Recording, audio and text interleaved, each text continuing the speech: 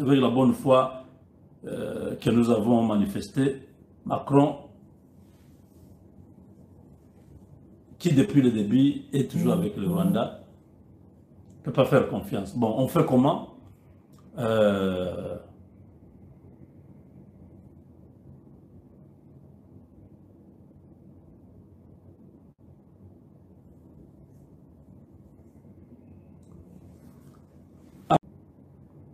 Villa Coubley, suivez très bien, en France, à partir de la base militaire de Villa Coubley,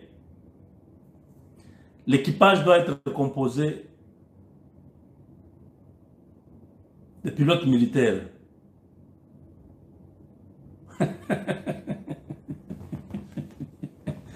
Ouh, Tchimbouboui! Non, qu'on voit ça. Ils pensaient faire leurs aventures, venir faire leurs histoires chez nous. Mais là, nous avons alerté, nous avons pleuré, comme vous vous dites. Oh, oui, oui, c'est les pleurs là. Le président a dit, ok, on va jouer le même jeu.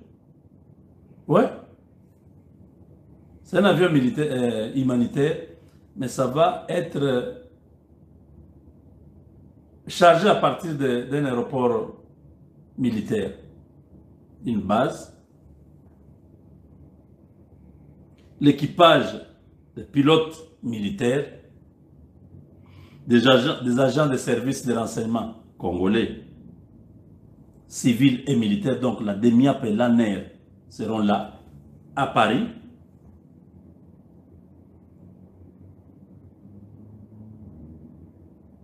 Dans chaque avion humanitaire, ils seront là.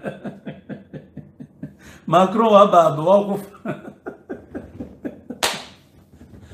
Macron Wabab, c'est terminé. Donc, l'ANER de bonne qualité, ce n'est pas l'ANER qui sera corrompu, non, non. D'abord, c'est la bonne année, il y a l'ANER, oui. La DEMIAP de mon vieux, le général Makombo. Et je salue. Il va nous donner des bons éléments, de bonne qualité. Et nos pilotes militaires, ceux qui ont étudié aux États-Unis, là, tout ça, ceux qui ont étudié en Israël, oui, oui, nos pilotes militaires, là, c'est eux qui vont piloter cette histoire-là. Ils seront là avec les Français, avec les autres nations, là, oui, oui. À bord, jusqu'à Goma. Mais avant, ça c'est la première condition. La première étape, c'est le chargement de l'aide humanitaire qui se fait sur cette base-là de Villa Coubley, en présence des attachés militaires de l'ambassade de la RDC, des équipages, des pilotes militaires et des agents de renseignement civils et militaires congolais qui vont être là. La deuxième chose, quand la cargaison, toute l'aide humanitaire est chargée, on passe à la deuxième condition. Deuxième condition. L'avion militaire qui quitte Paris, l'avion militaire qui transporte l'aide humanitaire à destination de l'aéroport de Goma, fait une escale technique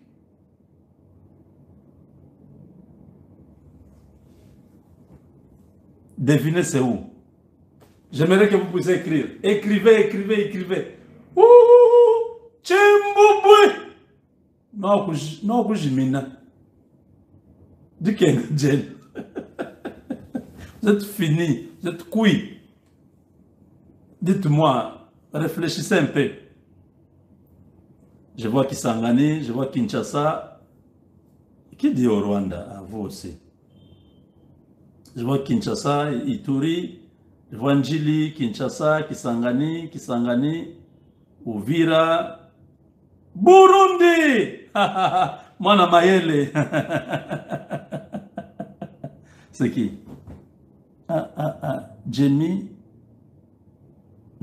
Jemina Muhebe. Merci beaucoup. L'avion quitte Paris, atterrit au Burundi, ou là où il y a la base de Blackwater. Chimbouboui! Deuxième contrôle, Blackwater, ils entrent avec des appareils sophistiqués. I want to check something now. Get out. Let me finish this.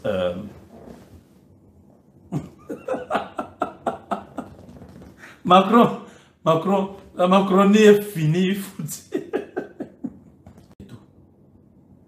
Hein, donc, deuxième étape, l'avion militaire qui transporte l'aide humanitaire à destination de l'aéroport de Goma fait une escale technique sur la base militaire des forces spéciales de Blackwater à Bujumbura, au Burundi, pour une deuxième inspection de la cargaison par les Blackwater, des agents de services de renseignement civil et militaire américains et congolais, c'est y compris l'ambassade de la RDC au Burundi, qui pourra vérifier tout. Donc, vous avez bien compris. Troisième. La troisième étape, pour la troisième condition, l'avion militaire livre l'aide humanitaire à la MONUSCO, à l'aéroport de Goma, toujours avec la présence de l'équipage congolais et américain, qui pour les uns seront amenés à Bujumbura pour le Sud Kivu, et pour les autres qui sera laissé sur place, et l'équipage qui rentrera à la base militaire de Villa Coublay en France pour une nouvelle mission. Dans cette diplomatie et les relations internationales, les États-Unis n'ont pas les États n'ont pas d'amis, seulement des intérêts vitaux et stratégiques. C'est ce que Paul Kagame ne voulait pas. Donc le non-dit de l'aéroport de la réouverture de l'aéroport de Goma vient de vous être livré. Donc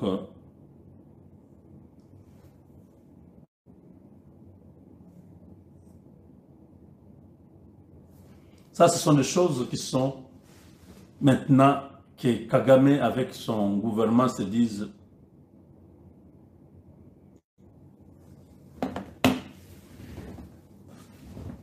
nous avons perdu, nous avons échoué, notre plan a échoué.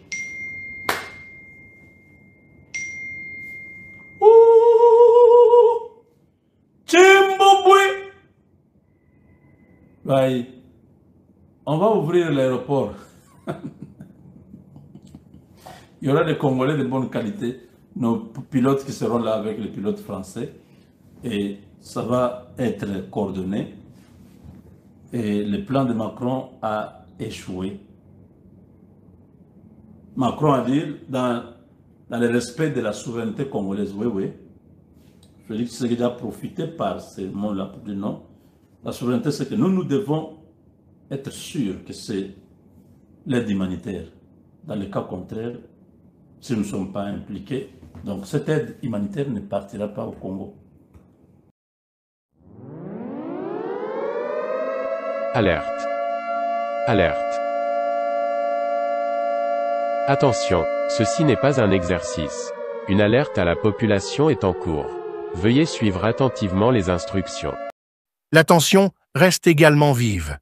Les FARDC y ont découvert une cache d'armes impressionnante dans la chefferie de Mambisa, territoire de Djougou.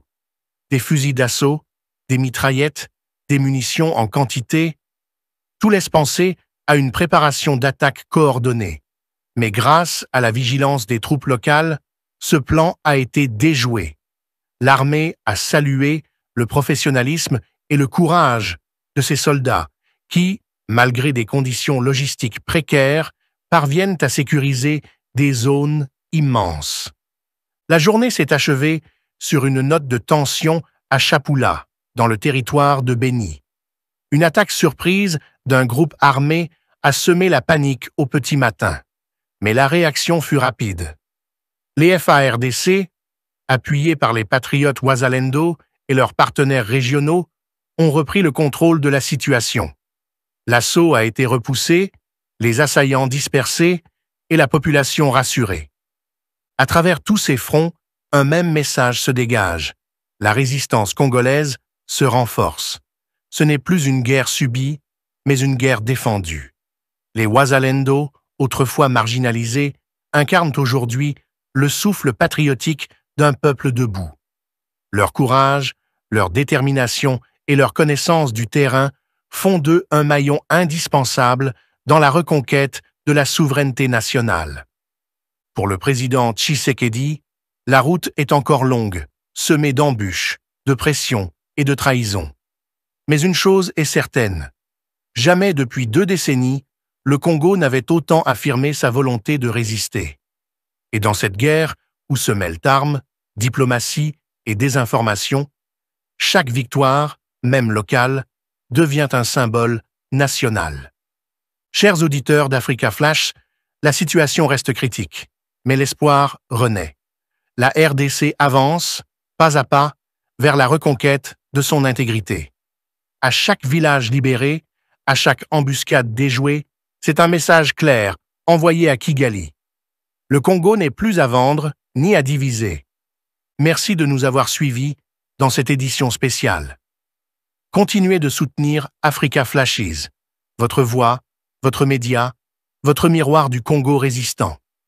Abonnez-vous, partagez et faites entendre la vérité. Ensemble, nous continuerons de raconter l'histoire d'un